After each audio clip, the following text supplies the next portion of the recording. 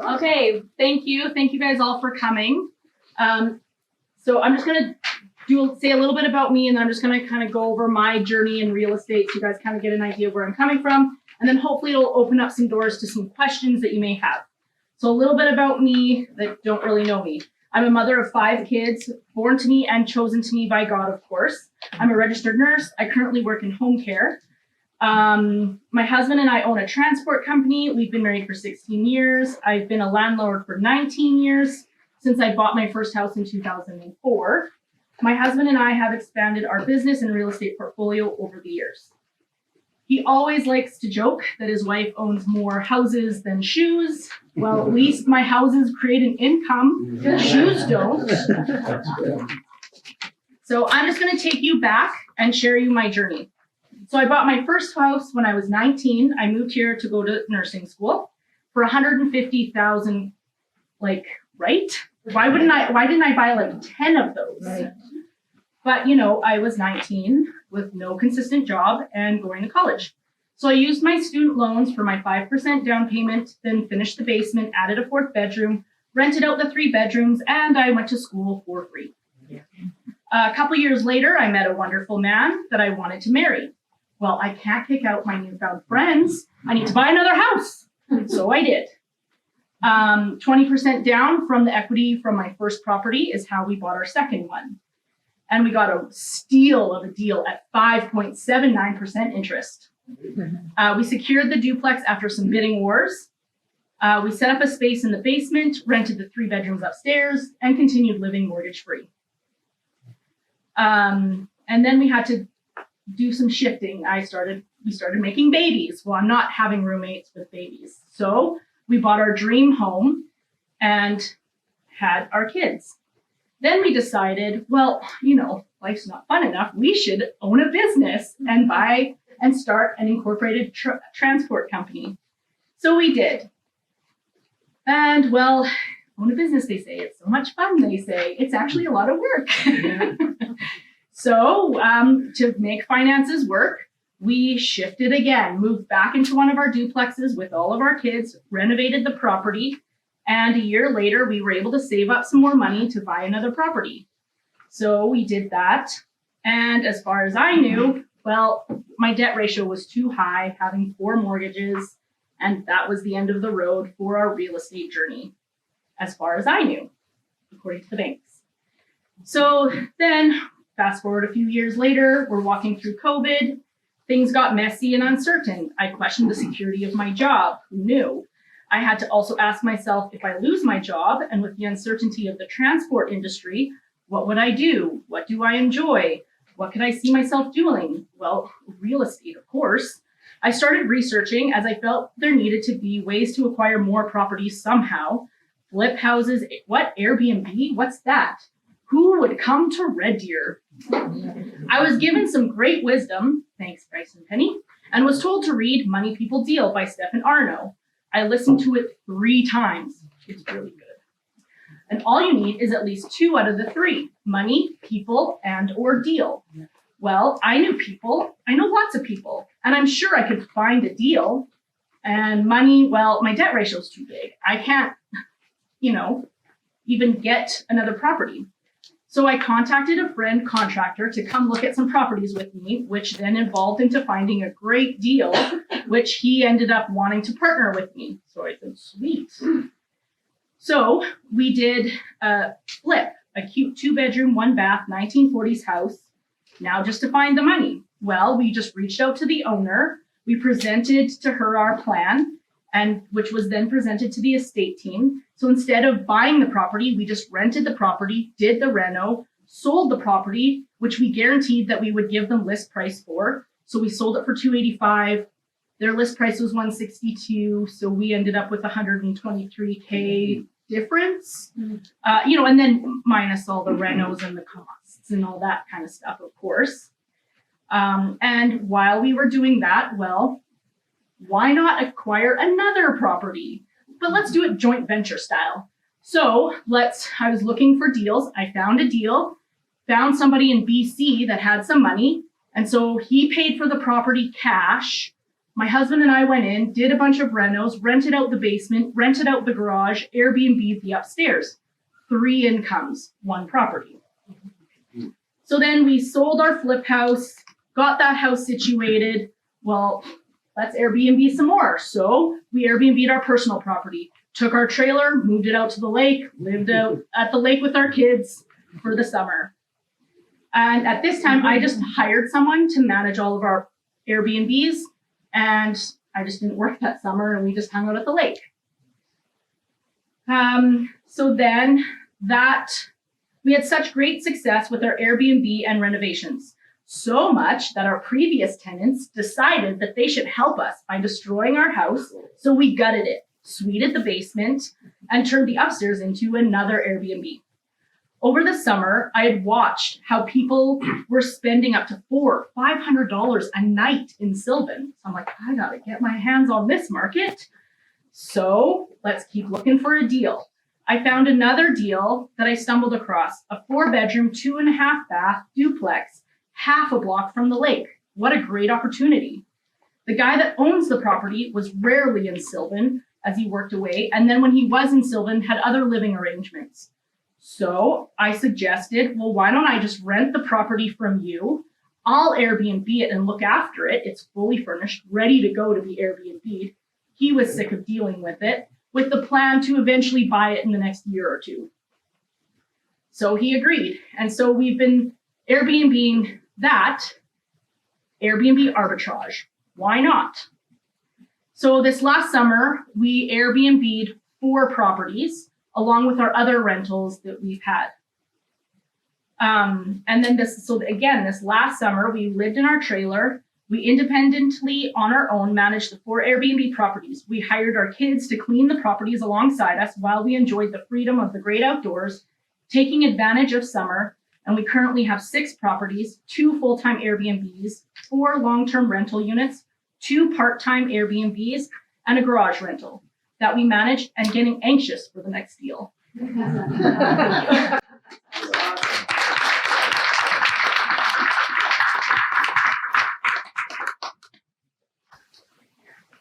like trying to get a drink out of a waterfall, right? It's like, God, so my name is Dion.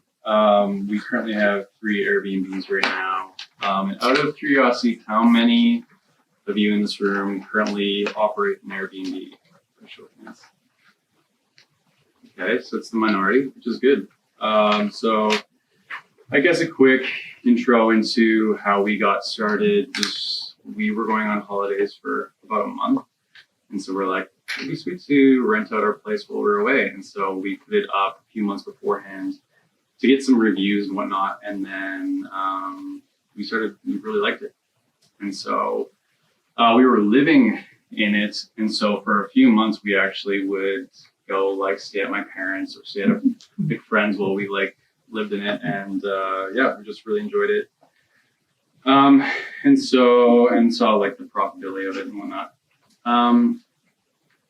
So from an investment side of things, there's probably a lot of you who are wondering whether it's worthwhile to get into Airbnb and if it makes sense and is better than a long-term rental, that kind of stuff. And so for me, that is kind of a lot of, what goes through my head when I decided to do Airbnb. And so for me, the pros for Airbnb to me was there's less risk.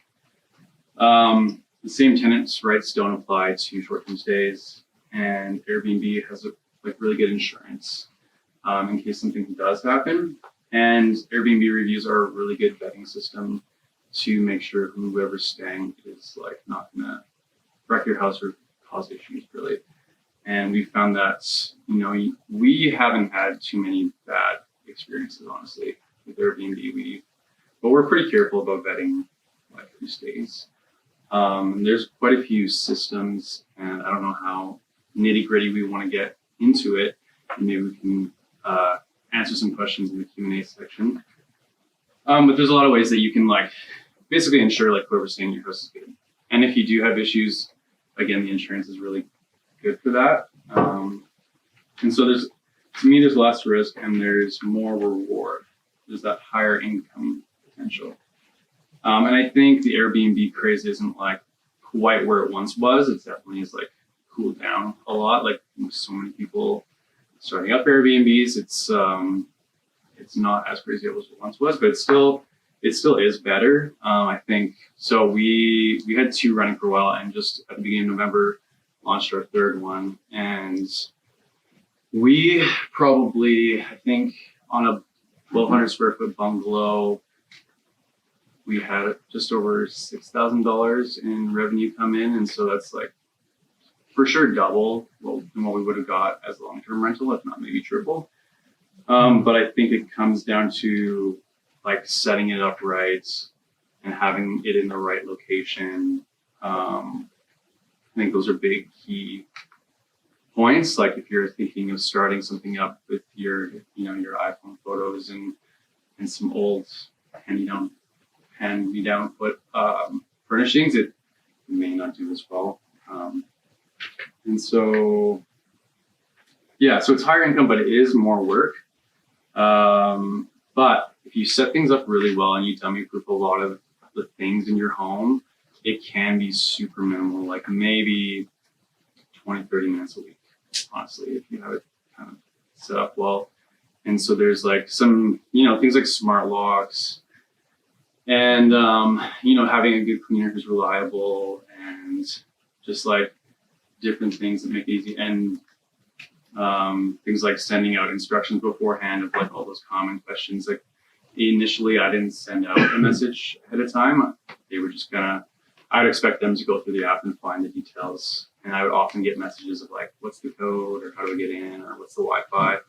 And so I did a scheduled message that Airbnb automatically puts their name in it and the Wi-Fi and the code, and I put all that kind of important information, the frequently asked questions. Also, Bryce or Penny, if you just want to like give me a heads up on time, I didn't time myself, so I don't want to go too long. So yeah. Anyways, and then so more on the risk side of things, I think investing in an oversaturated tourist area can be risky. I think like a year ago, I would have said the best kind of Airbnb would be a unique experience in some places like right on Sylvan Lake, maybe. But now, if you look at Sylvan, it's become so saturated, and it's really driven up even real estate prices. Like I think it's due to Airbnb, where you can't get anything for under $1 million in the lake anymore. But it's so oversaturated, and because it's so popular, the municipalities are putting in bylaws and restricting what you can do with it. And so that's just going to get I think more and more restrictive. And then if something drastic were to happen and Airbnbs really cut from 100% to 20%, I think that would also affect real estate prices a lot. And so the idea of putting all your eggs in one basket, buying something really expensive, and then in that sort of sense is risky to me, because it's not even I can just fall back on, it's still worth what I paid, or I can put a long-term renter in, that kind of thing. And so now I'm more so your average kind of bungalow in a good location to me is the best bet, because even if something were to change, you can still put in local renters. And your normal bungalow isn't in a heavy Airbnb area where prices will fluctuate based off of the Airbnb income potential. And I don't know if you guys are aware, but the federal government is planning on imposing a tax on Airbnbs. And after doing some research, I believe it's mostly on Airbnbs that are in already locally governed cities that aren't following the rules. And so if you're in Vancouver, where they have all these restrictions and you're doing it illegally, they won't allow you to claim some expenses as a tax deductible, which is what I understand from it. And so yeah, Bryce had a couple of things for me to go over. That was one of them. And then cost of setting up an Airbnb. It depends on obviously the size and what you have to furnish. But we just did a 2-bedroom Airbnb, and I would say we spent around $8,000 on furnishings. Kind of added up everything we put into it. And I would say I would add around $1,500 a room. So if you have a 3-bedroom and everything else generally stays the same. And one thing that I've heard people say when it comes to how you furnish it, buy nice, or here I wrote it down just in case. Buy nice, not price. And so that's part of the philosophy when it comes to furnishing your Airbnbs is we try to pick something that is either like a leather that you can wipe easily or has a cover that you can remove and wash. Like make sure your furniture can take some abuse. Because you never know who's gonna be in your house and how they're gonna use it. And I don't know, there's like different ways to do it. Like some people I think will search through Marketplace and try to find stuff. And if that's something you enjoy doing, then great, but I don't like Marketplace at all. So I try to just buy new. Also, like the good deals, you have to be really on it and you have to be there. And so it ends up taking a lot of time. And actually, so I don't know if like at the end of the day, all the time you invest in finding stuff is worthwhile, but that is a way to do it. I typically will shop at like IKEA. I buy a lot of stuff off Amazon and Yisk and HomeSense.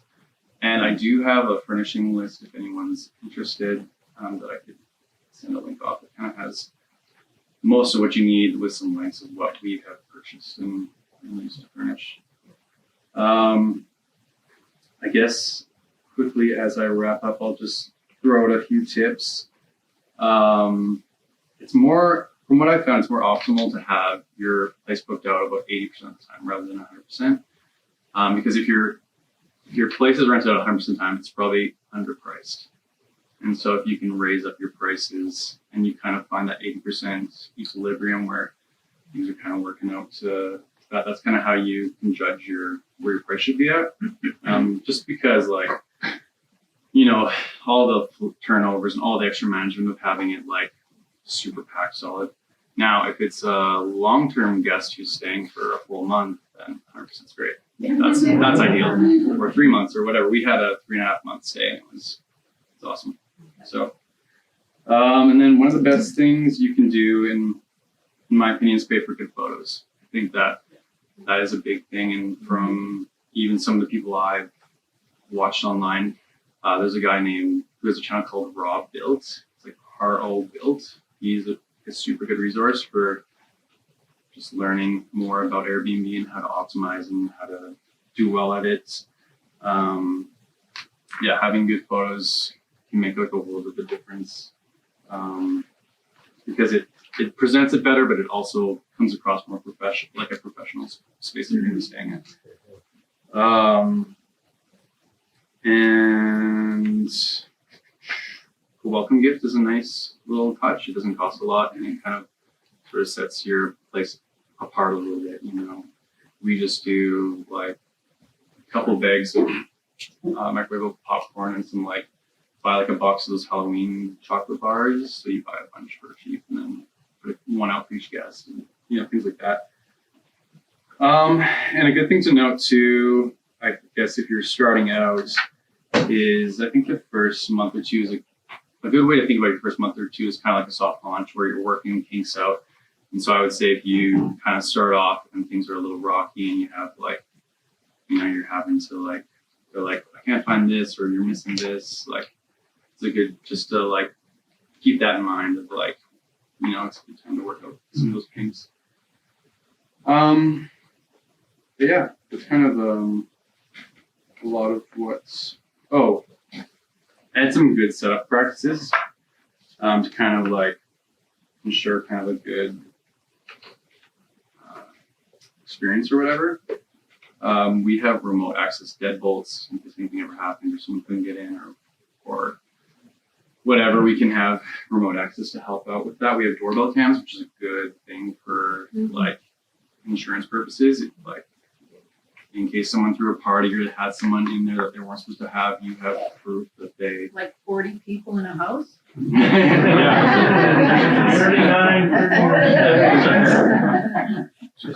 So it's you're not spying on them because it's just outside and it's it's just a good like bit of like to cover your butt kind of. And I would say have really good, very specific house rules. So like if they do anything that you're like, that was terrible, whatever, you can be like, well, it was in my house rules, and then because if it's not, then it's like you probably aren't. I don't know what you can do about it. Yeah, and then like I said, furniture that's easy to clean. I have it set so that if people don't have a good review, they can't instantly book. I think that's a huge thing. Like you want to be able to vet, and so there's ways that if they don't have their verified identity in the system and all that kind of stuff, they can't just book automatically, and you can take some time to like. So we kind of like what we do is if they're under 5 stars, we just go like, hey, we usually don't like we don't usually accept people with no reviews or like bad reviews. But if you can tell me a little bit about yourself and like why you're coming to stay and like that kind of stuff, that can help us get a good idea of like, oh, this is just like a grandma visiting her grandkids and she just like isn't on Airbnb, and so we'd love to have her. I also schedule messages. I schedule one that goes right after they book it saying like, hey, thanks for booking our place. We look forward to having you. And that's basically it. And then I schedule another message for 8 a.m. on the day that they're checking in, giving them all the important information that they're going to need. And I've found that, like, I guess I mentioned that before, like that reduces my management time by so much, because really being a good host is just responding really quickly to questions. And usually they're just like basic questions, and it's usually fine. And then I have another one that's like 2 hours after they check out. It's just like, hey, thanks. Hope you enjoyed your stay. If you feel it would be appropriate, a 5-star review would mean a lot to us. And that helps you like just get good reviews without having to do much. Like it just happens all on its own. Yeah, that's it for now. And I look forward to your questions.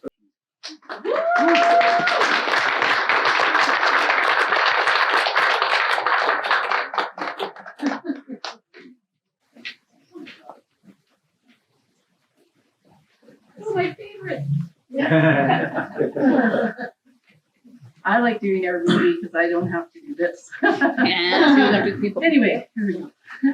I do love Airbnb. It's a rewarding and viable option for anyone wishing to build their investment portfolio and lighten their financial load. But is it for you? And are you equipped to do what it takes to do it successfully? 9 years ago, I had never heard of Airbnb.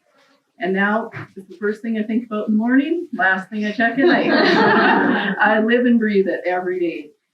I'll just give you a little background. Almost 9 years ago, we bought a condo in Kauai. At that point, all I knew were long-term rentals. So our brilliant plan was advertise, find a long-term tenant that'll stay for 7 to 9 months. Then the lease is up, we go, have vacation. Then we do it all over again. Advertise, find a long-term tenant, kick them out, go on. Anyway, it was after 2 incredibly bad long-term tenants. Just think of a blender full of leaves. That was the mileage of it. We decided that it was time to consider other alternatives. And I'd heard a little bit about short-term rentals at that point, but I just thought, how am I supposed to manage that halfway around the world? So around that time, we also became acquainted with a couple that live in Vancouver, had a place in Hawaii, and they managed short-term rentals virtually 100% from Vancouver with just a little help on the island. So we decided to take the plunge. So the first year, I co-hosted with a lady that we met on the island that she was already doing Airbnb out of her home. So we put our listing on her site. She did the cleaning, the on-island hands-on stuff, and I quickly educated myself and did all the managing with guests and stuff from Alberta. There were some bumps along the way, and it was a little uncomfortable, but right away it just started to prove to us that that was the way to go. Through that year, our lady became less dependable, so another change was needed. So that winter, we decided to just set up our own listing site. We hired the phenomenal cleaning team at our resort, even though they were a lot more money. And I do all the managing from Canada. So the learning curve was extremely steep for me, But I can honestly say, looking back, it was the best decision I could have made. And I can't believe how it's been very rewarding and it's been lucrative as well. So then 5 years ago, we decided, I wonder if anybody would rent our fairly remote lakeside cabin in Alberta. So from May to September, we listed our little cabin by the lake, and not a fishing lake, not a boating lake, just a looking lake. And it was shocking to me how many people at a reasonable price were happy to drive out into the country, spend some time with their kids and family. And for the 3 seasons that we did it, we made enough in those months to spend time there and cover the mortgage payments for the year. So that was awesome. Now, in the last 2 years, things have changed a bit. I've become the primary host on 4 units in Red Deer and 1 in Sylvan Lake. For the most part, I stay in Alberta, but I do manage them all remotely when I'm away. Over the last 6 years, I have spent countless hours and days learning the ins and outs of running a successful Airbnb. I've endeavored to become an expert and a good resource on the ever-changing Airbnb platform. They always think they're doing it for a good reason, but I have to question that sometimes. I've educated myself on what makes a great listing site, how to set up and equip an excellent Airbnb that runs smoothly. I've learned a lot of tricks along the way, some of which Dion alluded to. They make things a lot easier. I've come to view the Airbnb platform as a bit of a dating app for your listing. Your listing site is the only chance you get to catch the guest's eye, to make yourself stand out from the rest. So the quality of your listing site will determine if a prospective guest swipes left or right. To this point, I've been involved to some degree in the birthing of about 24 Airbnbs.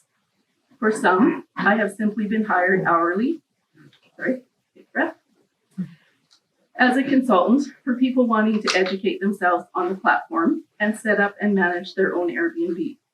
For others, I've helped them wade through the multi-layered process of setting up their listing site or helped existing Airbnb owners with improvements to take it up a notch. Most recently, I've been involved in the whole process, taking an empty unit. If it needs maintenance or painting, I arrange that, set it up, decorate it, equip it, do the listing site, and manage it.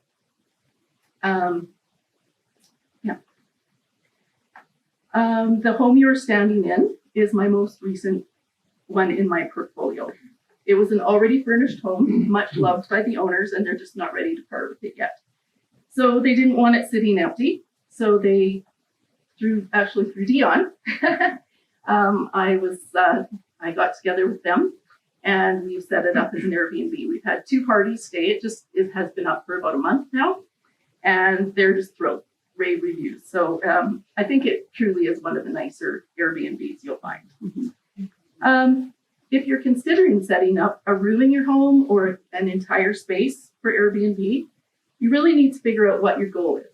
You need to ask yourself, am I looking for more work, or am I just looking for money and extra money in my pocket? Maybe you're looking for both, because you will find that running a successful Airbnb can sometimes be a full-time job. As a prospective host, you have to ask yourself if you are willing and able to invest the time it takes to set up the unit, equip it with the necessary amenities, manage the guest bookings, and all the communication that goes with ensuring that a guest has a seamless experience from check-in to check-out. Are you available to do the cleaning? Or can you find someone that you can trust who's available sometimes on very short notice, who is efficient, consistently provides a 5-star clean, and also understands the unique requirements of an Airbnb cleaner, like doing laundry, refilling your welcome basket, filling up the soaps, things like that a normal cleaner might not be required to do. Are you comfortable with technology? Are you comfortable maintaining and updating the listing site, as well as monitoring pricing and promotions to maximize your reservations? I found that the top 3 things to be successful after you've set your space up are an engaging and professional listing site, the cleaning, sparkling, top to bottom, every time, and communication, as Dion said. My average response time to inquiries, reservations, and guest messages, except for a few hours of sleep, is under 10 minutes. I know when I'm looking to book a stay, if somebody doesn't get back to me right away to answer my questions, I'm on to the next site. After you decide to set up an Airbnb, then you have two choices for management. You can self-manage. If you have time to invest and are willing to educate yourself, it can be really rewarding. I get really excited when I consult with people, help them get started, show them the ropes a little bit, and then they take the reins and learn how to run a very highly rated and successful Airbnb. In fact, at least weekly, if not daily, I check on all my babies and I look at their listings. I check what their availability is and their bookings, and I all by myself celebrate their successes. Because it's exciting. Secondly, you can turn the responsibility over to a skilled and knowledgeable Airbnb manager. It allows you to enjoy the benefits of an Airbnb without all the hassle. It can save you time, reduce stress, and optimize your rental income. I've had some people say to me, that's a lot of money to pay you to manage my Airbnb. Well, I liken it to this year, we hired somebody to do snow removal by the month. So last month, when it only snowed once, man, we were paying that guy too much to shovel our snow. But you know, one of these months, it's gonna snow several times, maybe several times in a week. Then it'll be like, we got a good deal. So Airbnb is very much like that. Some weeks, the guests come, the guests go, the reservations are flying in, there's no maintenance, cleaner's doing a great job, everything's fantastic. Wow, I was expensive that week. But then you get a week like last week. Airbnb loves to change their platform around a little bit. So with the new listing and the combination of changes, there was a bit of a glitch with my listing. So I spent 10 hours on the phone and online with Airbnb support until we got it straightened out. I was a steal of a deal last week. So whether I help you get started or go through the whole process of setup and management, my goal with people is always the same. We want to see you succeed. It's awesome. So yeah, I love Airbnb. I believe it's a real opportunity for anyone who wants to do it. There are so many options, whether you want to rent a room in your home or the entire space, full-time or seasonal, self-managed or hire a manager. Are there some risks? Yeah. Is it scary? Yep. Sometimes terrifying. But in my experience, overall, it's very rewarding and worthwhile. And if you decide to try it out, I hope that you will find that to be the case as well. And whatever you decide to do, I wish you every success on your Airbnb adventure.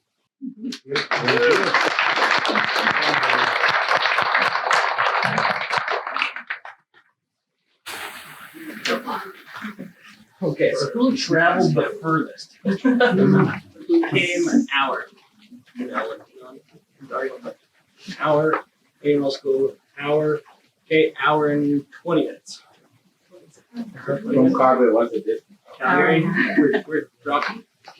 Calgary. Okay, what's the distance there? Oh, Thank you. I use an hour. 20 minutes? Let me check.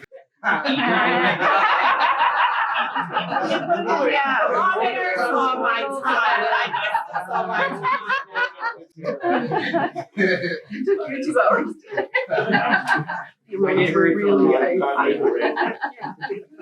I had to stop at Starbucks. Does that count? I know, that took me a long time. It was supposed to be ready, but it wasn't. An hour and 36 minutes. Okay, we got an hour and 36 minutes. Hour and 36 minutes? Yeah. Okay.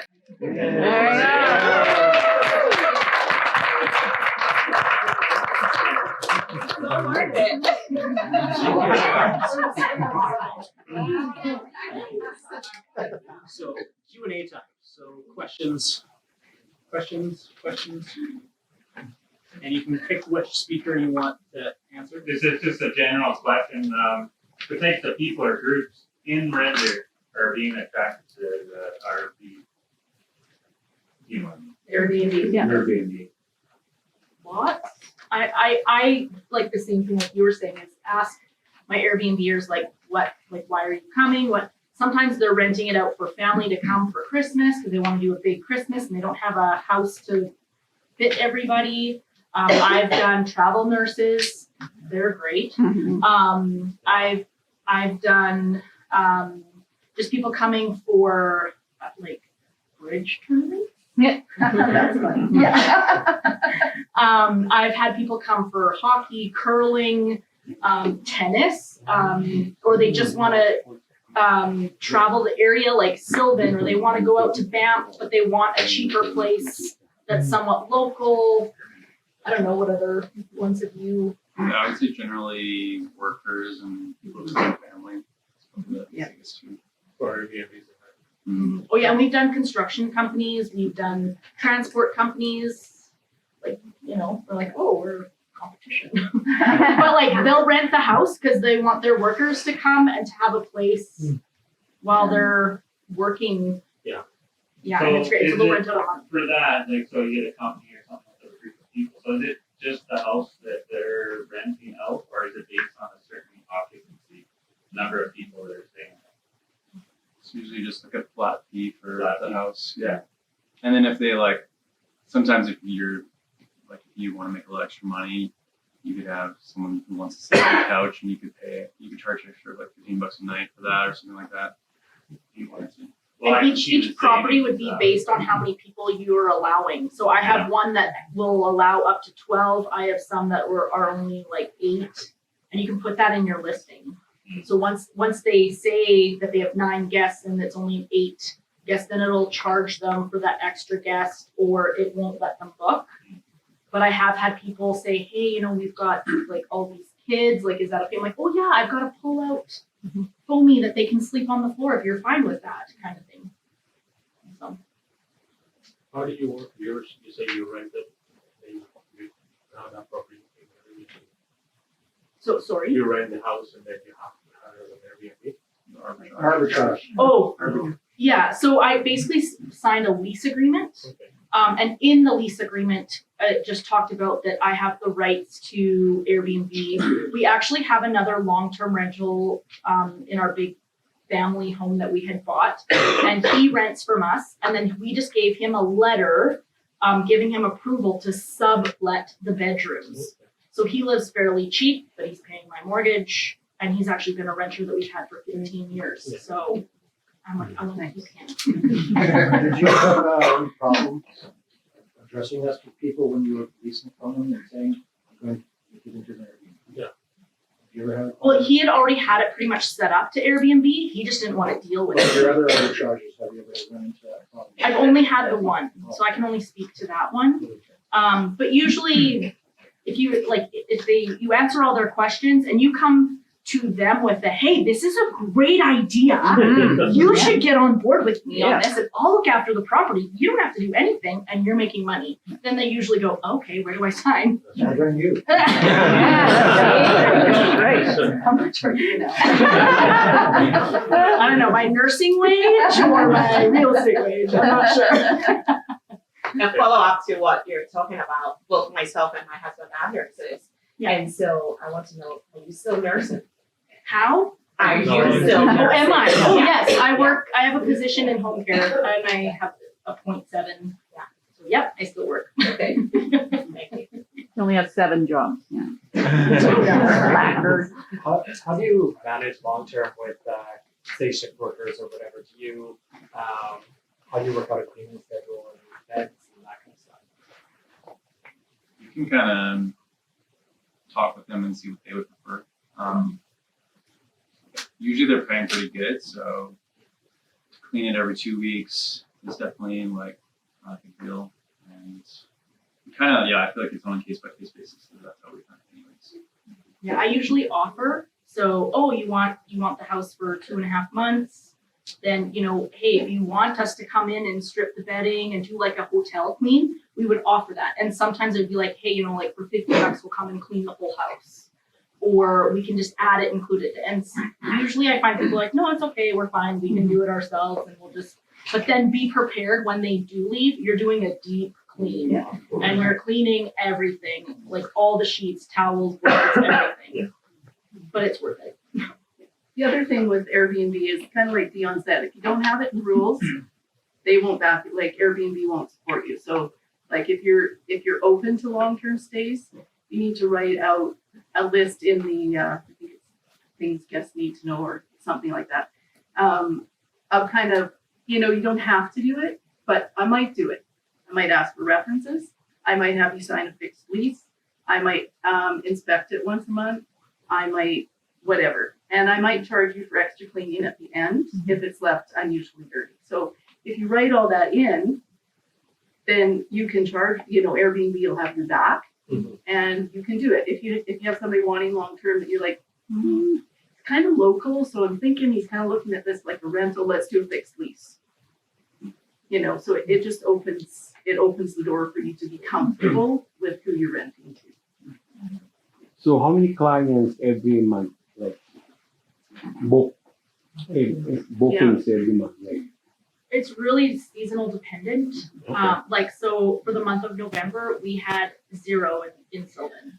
But over the summer, I think we had one night that someone didn't sleep in that house.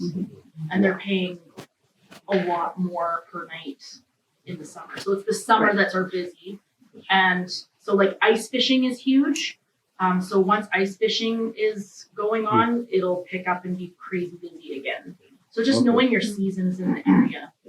Yeah, we have one just right here in the Bauer neighborhood, and it's honestly pretty consistent all year round. It's, I would say, around three weeks of the month are usually booked out on average. But we have a lakefront one as well, and it's super seasonal where it's, summertime is really booked out, and then wintertime isn't so much, but we've actually been having a lot of workers stay at it, so it's kind of worked itself out a little bit, I guess. Okay. So how many hours before the guests, after the guests out and the second guest will come in? So how many? You can set that, so you can set a checkout time and a check-in time, and so for us, we have checkout time at 11 and checkout time at 11 and check-in at 3, so there's 4 hours. And I have it 10 to 3, but partly that's because if they ask for late checkout, then I can give them till 11 and I can look like I'm the hero. Oh, yeah. Doing stuff like that. Like 6 stars. one thing that I just started doing recently is if I had a stretch of time that wasn't booked up, I would raise my prices by 20%, and then Airbnb lets you do a 20% promo. And so I would put a 20% promo on it, and then Airbnb pushes your listing out to people. And people think, oh, I'm getting a good deal, it's 20% off. But you end up making the same amount. It just is like a way to fill those like empty times. And I will also last minute kind of drop my prices. Because to me, I think I would just rather have someone paying me, $200 or $150 a night than nothing. Yeah. And every time I've got people, like especially in like the summer and different times, I get people booking. Yeah, and if there's like an event, a local event coming up, it's going to be busy. Increasing your prices a little bit, make it a little bit better. Which Red Deer doesn't have a lot of events, but every once in a while. You were mentioning food systems like increase which I agree. You said Airbnb has insurance, that's something fee that they take off your monthly thing, or you say Airbnb has insurance? Well, there's admin fees. Yeah. There are It's fees, probably wrapped in there. and it's like how they pay for it. Yeah, They- so there's they like a make good percentage. money. Why will it cover it? If you want, you can just Google it. It's called Cover Me Insurance. Yeah, Oh, cover. Cover Me. Yeah. Any damages, basically. You have to take photos, provide them with like a quote or whatever, and they'll. Yeah, that's the important thing is you need documentation. Yeah. But it's $2 million, right? $2 million for the insurance. They just upped it. Are there restrictions on what kind of house or whatever you could run in Airbnb? Like say, my example, what I'm thinking is, could you run one out of an apartment that you buy? It depends on probably your condo association or whatever, and if they allow it or not. It wouldn't be Airbnb though that would restrict. It would be most likely your HOA or whatever. That can be the hard part about apartment buildings is, your HOA can change something all of a sudden, and when you were allowed to at one point, now all of a sudden you're not. You can kind of make it a little risky. One thing with the insurance too, there's insurance for your Airbnb. So like I've got a Sweden one, and it went up by $100 a month because I had to get 365-day Airbnb coverage, and I had a flood in my basement for loss of rent insurance. I wouldn't have had that. Like it's already paid for itself for 10 years. So don't cheap out, get the insurance. Your house burns down, you get a free house. And that's through your And insurance that, company. yeah, that's on top of your Airbnb. No, of course. Yeah, that's good. How do you choose a property? Like where or what type of property to Airbnb? Location. Yeah, location and also like do the numbers, right? Like Due diligence, yeah. like how much are you buying it for? How many rooms are you having to put in, and how can you? And so what I do also, knowing that I Airbnb, is I will do the marketplace thing. I like marketplace, but I'm like there's certain things that I will look for that I like. Like there's certain coffee tables or things that you can get that are nice, Yeah. and I have a storage unit in the garage that I rent out. There's also a storage unit. And so if I find like double bottom, double top bunk beds or double bottom, single top, I'm like, I get those. If they're like $100, I'm all in it and then I just store a whole bunch of stuff, and it's helped out a lot. So like there's ways that you can do it, like go to the dollar store and get all your cutlery and cups and mugs and stuff. You can save a lot that way. But for the house in particular, for me, I just run the numbers. Like how much are you buying the house? What is your mortgage payment going to be? How much money do you need to make to cover your bills? And so then you kind of have an idea of how much you need to rent out in order to break even, and just do a regular profit loss statement every month to know how much is coming in, what's going out, because you will have certain months that you'll be fully booked and you'll have other months that you won't be booked at all. But does it, at the end of the year, you go, wow, I still made $5,000. That's right.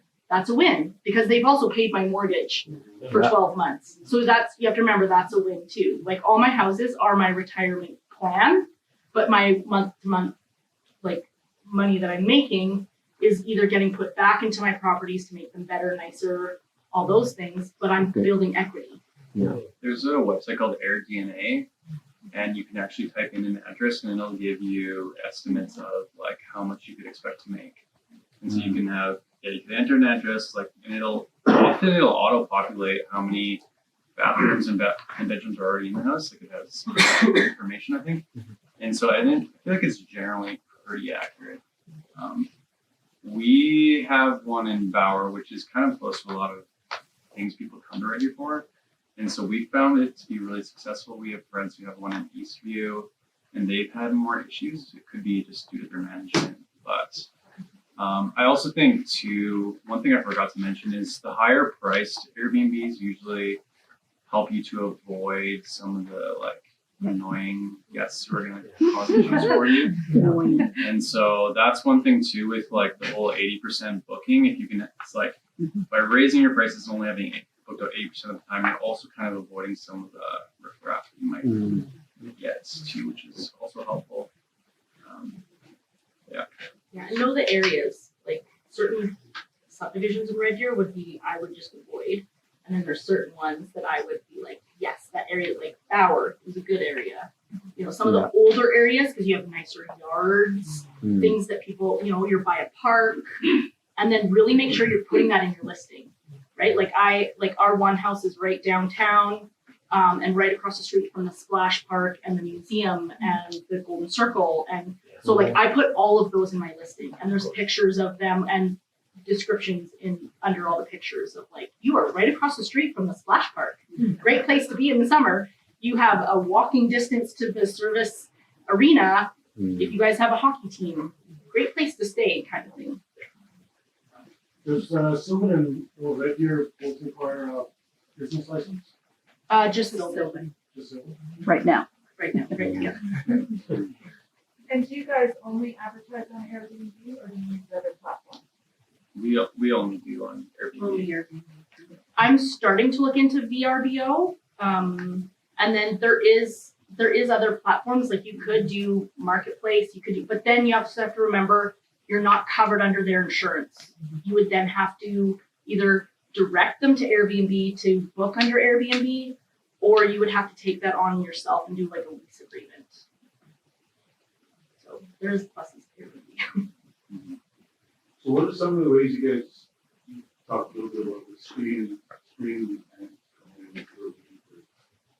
driver's license, Airbnb asks for all that information, and so if usually they'll say they have their identity has been verified, and so that's like base minimum. If they don't have their identity verified, I just like probably wouldn't have them. And then the rating system's really good. Like, so if they have bad reviews, you just don't accept them. And if they have no reviews, we usually just like message them and try to get to know more about them and why they're staying. And you can kind of get a vibe. And if you can't get a vibe of like what they're like, you could ask for their social media and be like, hey, can I just see what you're up to? We only did that once when we had people staying for 3.5 months. That's the only time we did that. But in that situation, could you either ask for references to? Yep. Yeah. And trust your instincts. Like Yeah. seriously, sometimes it's not worth the money. No. What's the worst guest you've ever had, Mrs. Kander? Or Mr. Kander? I think Bryce wins. Yeah, Do share. Tell us your story. In general, don't rent to local people. Yeah, moral of the story. I actually have never had much like in the way of damage, like a broken cup, it's funny in Hawaii when we bought the condo, there's a really old fashioned vintage chair at the desk and it always had a crack in it. And in 6 years, nobody's mentioned it until this year. I think the last 6 guests have all said, by the way, your desk chair is broken. And I'm like, this is hilarious. Well, they don't want to be charged for it. Yeah, so like, I'm just like, oh, thank you very much. oh yeah. So look into that. Yeah, exactly. Well, that's what I'm thinking. I'm thinking, why are you sitting on the desk chair? But, I haven't had, we have friends who have had a lot of damage, but honestly, they went outside of Airbnb. Mm-hmm. So I will never do that. And one thing for me is like Airbnb recommends that you only communicate with the guests on their inbox. And I am diligent about that. I've only ever not done that once, and he tried to get a free ride. So we just had a guest checkout who was in there for 2 weeks, and they wanted to extend their stay by 2 nights, but didn't want to pay all the Airbnb fees and all that kind of stuff, and they wanted to do a cash deal. And I was just like, hey, I'll just like you can adjust their stay and add more nights on in the Airbnb, and you can set your own price. So I was like, I'll just give it to you for cheaper, and so I maybe made less money, but I kept it all within Airbnb, so I have that insurance. Yeah. That's Safe. I have a question. Like you mentioned that you arbitrage one, but I guess have you guys ran into many hurdles on the financing side in terms of like adding your portfolio? Like with long-term rentals, it's a little easier to get the banks to vouch for your longer leases, right?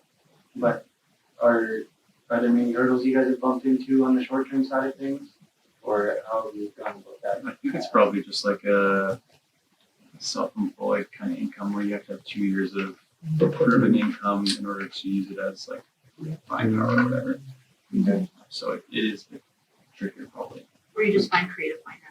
Yeah. Yes. Or some of the banks are actually getting online with Airbnb as an actual income and they understand it. Others are just like, oh, well, whatever it would rent for long term, that's all I'm going to get you. So just keep asking. Yep. And you'll find one that will. Yeah, and finding a good mortgage broker too can help a lot with that rather than going straight to a bank, because the mortgage broker will have access to tons of different lending options and stuff like that. And underwriters, I have to be sure. Because you're a mortgage broker, right? No, I'm a realtor. A question about, you guys kind of danced around pricing strategies, seasonality based on location. How do you or does Airbnb provide stats and data on the market when you're purchasing a home? And how often can you change the levers and play with price, like you mentioned, to maximize revenue? Because we all know everything's gone up. So how often are you raising your fees for nightly stays? Do you offer discounts, minimum 3 night stays? I know I've seen that at times. So what's the pricing strategy that you look to kind of maximize numbers? I guess for us, we just kind of like in that beginning, you said it at kind of what you think it should go for, and then you tweak until you kind of find that sweet spot. And then I've kind of just like kept it at that, and you can adjust as much as you want, like pretty much I think. And so, yeah, that's what we've done. Airbnb does a little bit of the calculus for you. Yeah, you can do. So you can smart set a pricing. minimum and you Yeah. the smart pricing, they'll adjust it for you a little bit. And you Yeah. can look at the area, what other Airbnbs are going for too. So you can like look at Red Deer or look at Sylvan and go, oh, there's 42 properties in, Red Deer or something. And like, but, like when I was looking at our house, I'm like, wow, there's only 3 other properties that actually have more than 4 bedrooms. Yeah. So I'm like, wow, we're a rarity. So I'm going to utilize that and really put that on my thing. And then it's just kind of adjusting, like, I need to get people in there. So then I'll drop prices. You can turn off smart pricing. And then there is like, I've seen it where there's like a chart that you can kind of get on what other people are renting for, how much is vacant, how much is available, that kind of stuff too. Yeah, But beware of their input. In my experience, they're mostly way low. Like they'll say, "Oh, here's a similar similar properties to yours are renting for $80 less a night." And you look at them, it's There's like, no bathroom. there's no laundry, there's a kitchenette. Click into the link and Yeah. look at it. So just you do your research, and you can literally change the price every day. But you can put a weekend price if you want. If you're thinking, oh, during this season people are just renting weekends, well, put the weekend price up. So you can really do anything you want. Yeah. When we were setting up our most recent one, I just looked at all the comparables and I figured, okay, it's about like 85 comparatively. But then after having it up for like a week or two, it was too low, and we ended up slowly raising it to 100 a night. And so that's how I did. But I've never used smart pricing just because I don't trust it. But I've heard other people who use it and say it works well. So Yeah, I changed the prices too much. So. Yeah, I use it, but I rate, like, my base price is way higher than what they say. So that's fine. If they want to jack the price up some weekends from that, great. Yeah. But yeah, just you have to be smart. I got a question. So what do you feel like your guys' average rate of return is on Actually, in your folder, we have 2 that are coming up. So you can actually look at the return on investment. It will blow your mind how much money you can make. But Well, I think the one I run for another lady, there's a suite upstairs and downstairs.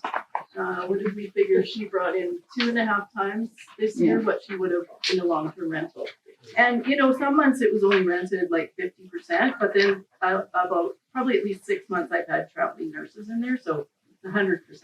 Yeah. So it just varies, but she's done extremely well.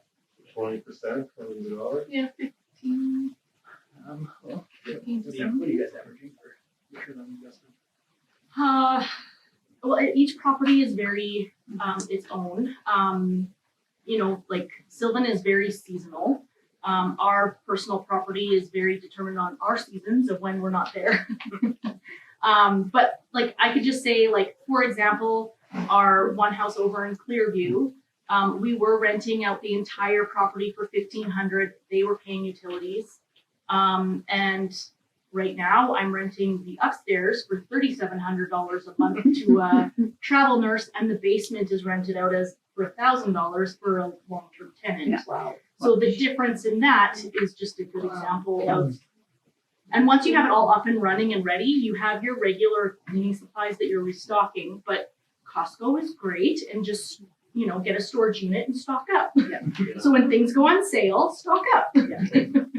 You account for each property, its own P&L? Yeah, we do. Yeah. And each month again is very different. Like the summer, our Sylvan house, like we had one night all summer that someone didn't sleep there, and they're paying like $300-400 a night. Right? But then the month of November was a total loss because I didn't have one booking at all.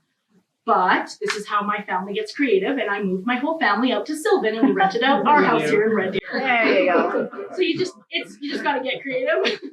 Dynelle wins for creativity.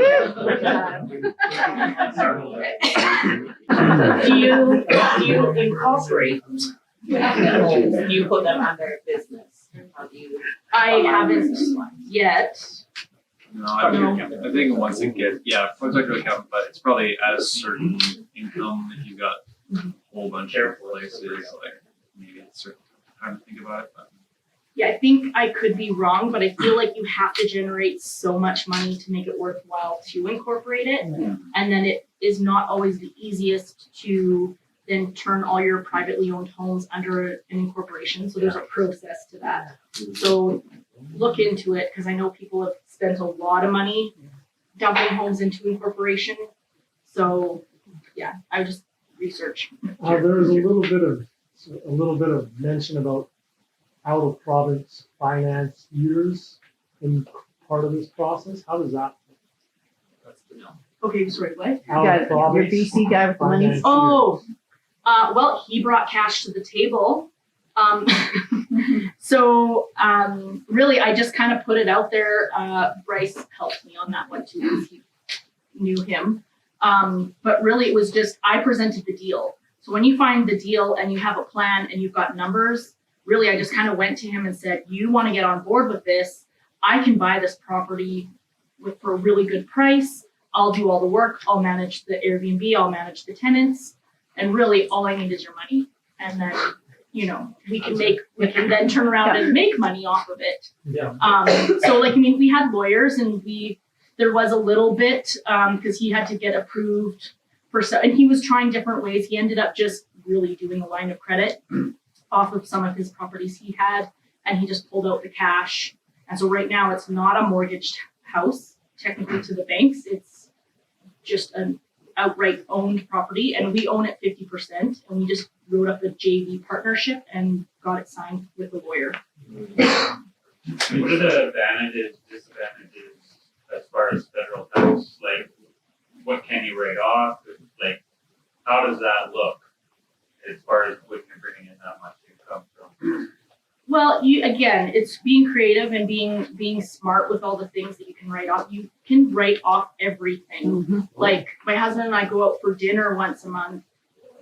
I'm meeting with my business partner. All the cleaning supplies, all the paint, all the things. We also do what Dion was talking about. We have coffee. We have a little coffee bar, and we do the thanks for coming, welcome basket with all of that gets written off. When my kids are coming to help clean and I need to feed them, well, that's a write-off. I need to feed my employees for doing the job that they're doing. There's lots of things you can write off, and really just talk to. So I guess my sub thing is, and I think it was kind of answered, you have to set yourself up as a company or whatever to do that, to write that off. No. Business then? No, it's just a write-off against my income. And also remember too, with Airbnbs, you are writing off everything. All your utilities, your internet, the TVs you put up on the wall, everything is a write-off. Property tax? Your mortgage. Property taxes, your insurance on the property, your interest on your mortgage, all of it is like 100% write-off. Depreciation of all your appliances, so then when you buy new ones, all of that. Jared pulled on with legacy tax. He's a really great guy to talk to about that. I'm just letting him know. Heard from us. Mm-hmm. I think you gotta watch if you're actually staying in a will, because that's a tax benefit. Sorry, say that again? If you're actually staying in your Airbnb, like we have our corporation that we go Right. with, that's classed as a taxable benefit for those nights that we're there. Right. So we're Right. supposed to report that. So it is- Right. Do you have to pay taxes to the government from Airbnb? Does Airbnb remit taxes to the government, or you do it at year end? The GST thing. GST. Okay. That's just, I think that's fairly mean. Yeah. Like in the Yeah, last year. I or haven't so. gotten, I don't get a T4 or anything from them. I just, Yeah, I just see it on the, when it Yeah. breaks down, so it's like, well, obviously they're collecting it and. they take their own fees and everything. But then they send me emails. There's a thing on Airbnb that you can go to see your previous payout transactions. So basically I'm just claiming the money that I've made. And then I just then also claim, and I literally just take it to my accountant and go, here's all the money I made, here's all my write-offs, and I write them all out. And then I hand it to them, and then they tell me if I should do anything different. But if you're taking a house that you you bought stress and you're fixing it up to turn it into an Airbnb later. Some of those expenses that you have are now capital expenses. So that's why I asked you earlier if you're accounting for each house independently, because when you go to sell that house, now you have to see what its real market value is, with those expenses included, so that you're going to pay capital gains and not on the flip side, right? Right. So I wasn't sure, like, when you're setting up your accounting program, if you're saying, well, individually, so that those proper capital expenditures go to the right place. Yes. If you ran over a whole house for $100,000, now that 150 house cost $250 in your books, but now you go sell it for $350. You got another $100K you got to empty up to the government. You don't sell houses. You just buy more houses. Well, and that's what I was gonna say too. You I was just pull like, money out and buy another. Yeah. Then you don't have to pay tax. That's my theory. So I've besides our flip house, I'm like, we've never actually sold a house. And it depends on what your long-term gain is and what is your plan. Because in my mind, I think, okay, I've got 6 properties that I'm just gonna own forever. And then I'm going to pay them down, and now they're my retirement, so they're gonna continue generating me income. And then when I go to sell, well, I'll just move into that one for 6 months to a year. Yeah. Say I've lived in it, now it's my primary residence that I'm now selling. So there's exactly like you can depreciate. There's different classes for your equipment. It's like a class, and is your furniture, so you can depreciate your furniture. So you want to depreciate everything in your house that's not your house, because you can depreciate your house at 3% a year, and you can depreciate your appliances and your furniture and everything you do. So yeah, chat with Jared Coulon, but it sounds like you do your own taxes. You know, and then when you buy a new appliance, now you write off that new appliance that you just bought. What are you looking for in a lawyer / an accountant? What their knowledge base should be? How much can they save me on taxes? Yeah. For the accountant. They'll say that and have some knowledge of this industry, right? And tax law and Yeah, ask me questions, given what the classes are for depreciation when it comes to residential properties. Like face. As far as Let's say you lawyers, rental the place Friday to Sunday, when you can get paid. So they will do a booking, and their money doesn't get transferred until like their booking has started.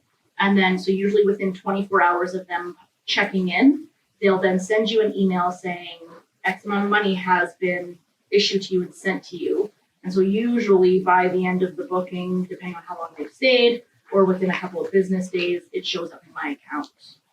So you just give Airbnb your transit for your account to make direct deposit, and Yeah. email you a transaction receipt from Yeah. that stage. Or PayPal. You can do PayPal as well. It goes into PayPal faster. Faster, yeah. But Yeah, I find it's PayPal usually it's in 24 hours once I've got the email, and they only send money on business days. They check in on Friday, usually Monday I get an email saying that payment's on its way, and then Tuesday it's there. And if it's long term, they do it every 30 days or increments. So my travel nurse that I have, she's been there for 2.5 months. So she moved in on the 2nd, I got it on the 3rd, and now it's like the 3rd of every month is when I get for that month. How many repeat, like, do you find you get a lot of repeat bookings or? Some. I had 1 or 2. Right, say, hey, Garth I and booked your Melanie? house before, can we come? And I go, sure. I think the more unique location stays, I think probably get more repeats. Like in our place in Bauer, I don't know if I've ever had a repeat, but I know like our Pine Lake place, it's a place you want to go every summer. So like I've had people who check out and book for the next year or whatever. Garth and Melanie have a shared space that they rent out. They offer to speak tonight. And they've got a person that comes every 10 days on, 4 days off. Yeah, he's on a 10 and 4 cycle, so he's in every 10 days. Or in for 10, goes home for 4, 40. So you get 24 days fixed as well. But we're just on a rotation of every 10 and 4. and he is a fan. You got to check out this This guy loves that. Like 5-star, same guy, 5-star, 5-star. Like that guy. Yeah. Makes me want to stay there. So, I follow Bryce with some of the stuff he throws on Facebook.